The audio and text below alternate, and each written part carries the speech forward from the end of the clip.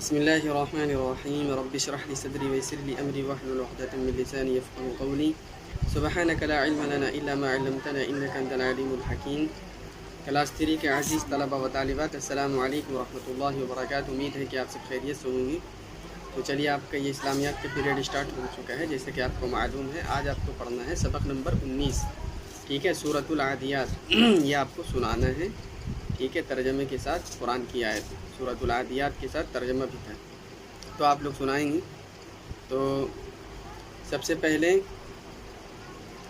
مختصر تفسیر اس کے سن لیں، تاکہ آپ کو آپ جو ترجمہ کریں اس کو آپ بہتر سمجھ سکیں، ٹھیک ہے۔ آپ جو پڑھیں اور یاد کریں اس کو بہتر سمجھ لیں۔ مختصر تفسیر یہ ہے کہ اللہ تعالیٰ اس میں ارشاد فرماتے ہیں، دیکھیے ترجمہ ہے، وَالْعَادِيَاتِ ضَبْحًا، قسم ہے ان گھوڑوں کی جو پھکارے مارتے ہوئے دوڑتے ہیں۔ پھکارے مارتے ہوئے، جو ناک سے جو آواز نکلتی ہے اسے کیا کہتے ہیں؟ پھکارے، ٹھیک ہے، جو سانس کی آواز لیتا ہے آدمی۔ فَالْمُورِيَاتِ قَدْحًا، پھر اپنی ٹاپوں سے چنگاریاں جھاڑتے ہیں۔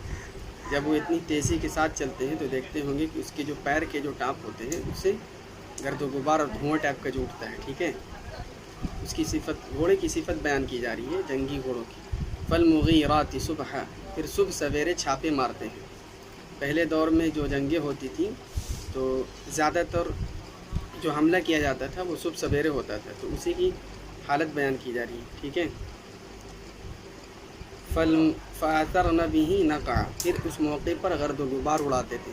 ظاہر سی بات ہے، جب تیزی کے ساتھ دوڑیں گے گھوڑے تو کیا ہوگا؟ گرد و غبار اڑیں گے ہی، جو دھول وغیرہ ہیں۔ فَوَسَطْنَ بِهِ جَمْعًا، پھر اسی حالت میں کسی مجمع میں جا گھستے تھے۔ جب حملے کے لیے تیار رہتے تھے اور دوڑتے تھے اور جاتے تھے تو پھر اسی حالت میں دوڑتے دوڑتے کسی مجمع میں، بھیڑ میں جا کر گھس جاتے تھے، یہ مطلب ہے، ٹھیک ہے۔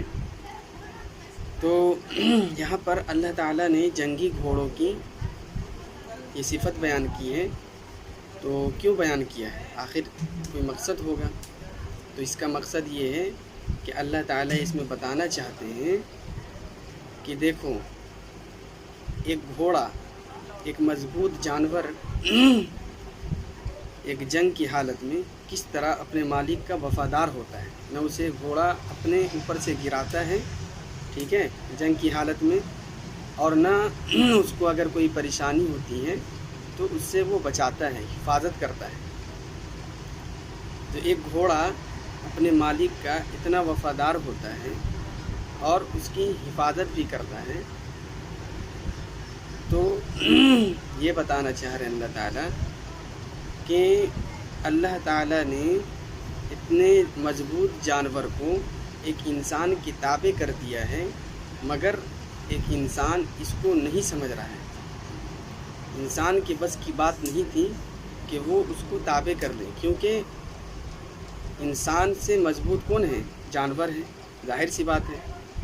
جو انسان سے زیادہ مضبوط ہوتا ہے اس کو تابع کرنا، اس کو اپنے بس میں کرنا، یہ انسان کی بس نہیں ہوتی۔ آپ بھی جانتے ہیں کہ اگر آپ سے کوئی مضبوط ہوگا تو آپ اس کو اپنے بس میں کر سکتے ہیں؟ نہیں کر سکتے ہیں۔ تو اسی کو اللہ تعالیٰ فرما رہے ہیں کہ اتنے مضبوط گھوڑے کو، جو انسان سے بڑھ کر ہے طاقت مضبوطی میں، وہ اس کے تابع کر رکھے ہیں، یہ اللہ کا فضل و کرم ہے۔ اور جو ایک گنہگار انسان ہوتا ہے وہ اس فضل کرم کو نہیں سمجھتا اور ناشکری کرتا ہے۔ اگر وہ اس فضل و کرم کو سمجھ جائے تو وہ ناشکری نہیں کرے گا، بلکہ اس پر کیا کرے گا کہ اللہ کا فضل و کرم اور جو رحمت ہے اس کے اوپر اس کی گواہی دے گا اور اللہ کا شکر ادا کرے گا۔ اسی کو اللہ تعالیٰ فرما رہے ہیں کہ ایک انسان جس طرح اپنے مالک کے لیے وفادار گھوڑا ہوتا ہے اور اس کی حفاظت کرتا ہے، تو ایک انسان اپنے رب کا، اپنے خدا کا، وہ گھوڑے سے بھی کیا، گھوڑے سے بھی زیادہ وفادار نہیں ہوتا۔ اسی کو اللہ تعالیٰ فرما رہے ہیں کہ دیکھیے، ایک گھوڑا تو اپنے مالک کے لیے وفادار اور حفاظت کرتا ہے، مگر انسان کا کیا ہے کہ انسان اپنے مالک کا اتنا وفادار نہیں ہوتا ہے جتنا گھوڑا ہوتا ہے، ٹھیک ہے۔ اسی کو اللہ تعالیٰ فرما رہے ہیں کہ آپ سمجھیں اور اس پر شکر ادا کریں اور اللہ کے وفادار بنے، مالک اپنے رب حقیقی کے وفادار بنے، ٹھیک ہے۔ جو حکم دیا گیا ہے اس کی تعمیل کریں۔ آگے اللہ تعالیٰ فرما رہے ہیں کہ ان الانسان لربہ لکنود، حقیقت یہ ہے کہ انسان اپنے رب کا بڑا ناشکرا ہے، ٹھیک ہے، ناشکری کرتا ہے۔ اتنی نعمتیں دینے کے بعد بھی وہ انسان جو گنہگار ہوتا ہے وہ اپنے رب کا شکر ادا نہیں کرتا۔ وَإِنَّهُ عَلَى ذَلِكَ لَشَهِيدٌ، اور وہ خود اس بات پر گواہ ہے، خود اس پر گواہ ہے۔ کیسے گواہ ہے؟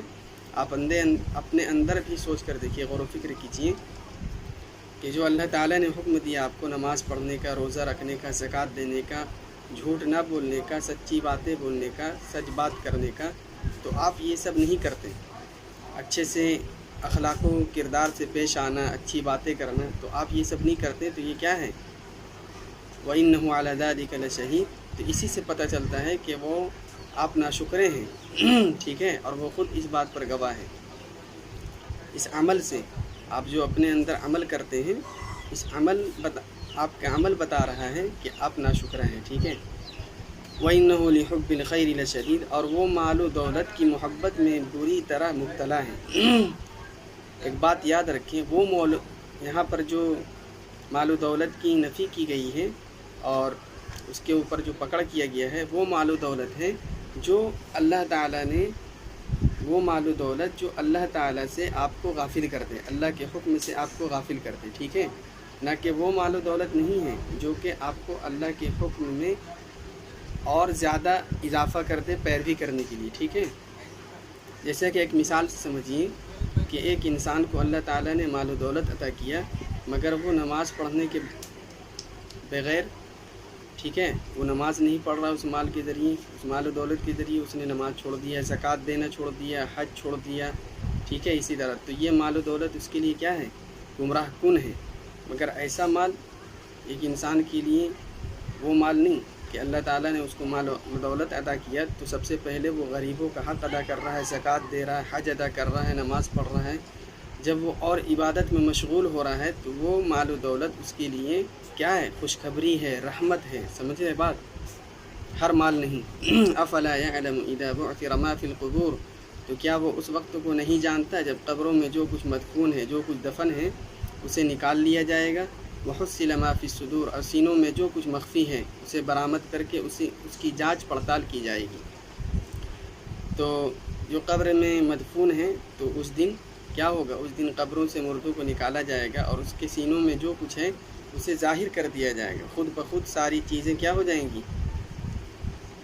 بیان کر دیا جائے گا۔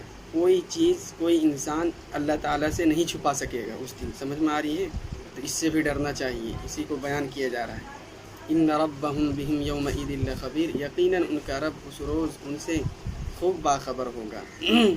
جانتے ہی اللہ تعالیٰ علیم بذات الصدور، کہ دلوں کے راز کو بھی جانتا ہے۔ اللہ تبارک و تعالیٰ، ان کا علم بہت زیادہ وسیع ہے، اس کی تو کوئی حدود ہی نہیں ہے۔ اللہ تعالیٰ ہر چیز کو جانتے ہیں، جیسے کہ آپ کو معلوم ہے، تو اس دن ساری چیزوں سے باخبر ہے، ظاہر سی بات ہے، تو اس دن بتا دیا جائے گا آپ کو۔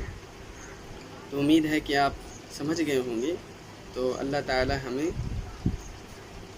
پڑھنے، لکھنے اور یاد کرنے سے زیادہ عمل کی توفیق عطا فرمائے، ٹھیک ہے، کیونکہ اگر صرف انسان پڑھ لے، یاد کر لے، ترجمہ جان لے اور ان باتوں پر عمل نہ ہو تو پھر کوئی فائدہ نہیں ہم لوگوں کو پڑھنے کا، ٹھیک ہے۔ پڑھنے کا اصل مقصد یہی ہے کہ جو انسان جان رہا ہے، جان گیا، تو اس پر عمل ہونا چاہیے، ٹھیک ہے، اصل عمل ہے۔